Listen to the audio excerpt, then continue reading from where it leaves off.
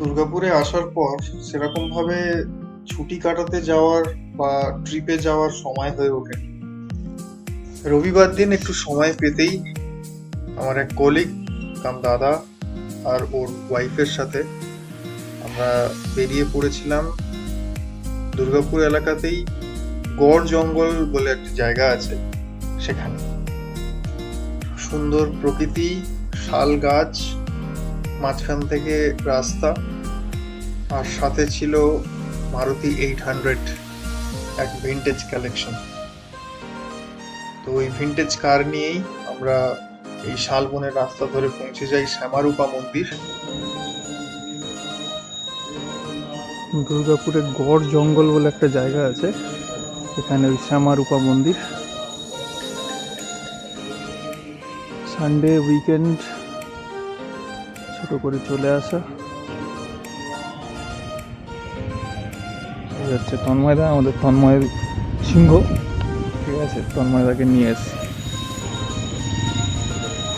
একটা সুন্দর জায়গা।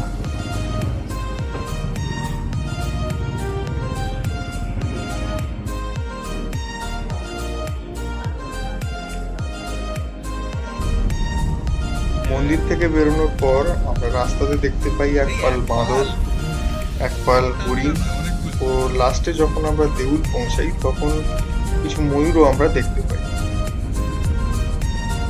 দেউলে পৌঁছে কেউ যদি স্টে করতে চায় তাদের জন্য হোটেলও আছে। তো আমাদের প্ল্যান সেটা ছিল না, আমরা এক বেলার জন্যই গেছিলাম। শ্যামারূপা মন্দির থেকে বেরিয়ে আমরা চলে যাই দেউল পার্ক।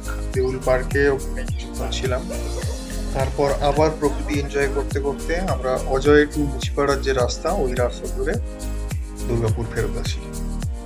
এক বেলা বা একদিনের জন্য কারোর ছুটির ডেস্টিনেশন হতে পারে এই গড় জঙ্গল বা তার পার্শ্ববর্তী যে জঙ্গল এলাকা আছে বা দেউল পার্ক আছে।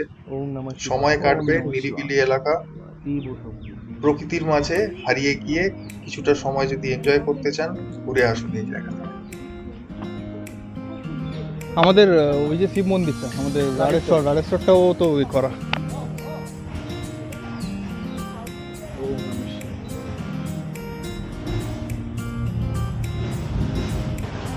পুরোটাই ইটের তৈরি, কত বছরের হবে তার ঠিক নেই, কিন্তু দিব্যি দাঁড়িয়ে আছে এগুলো।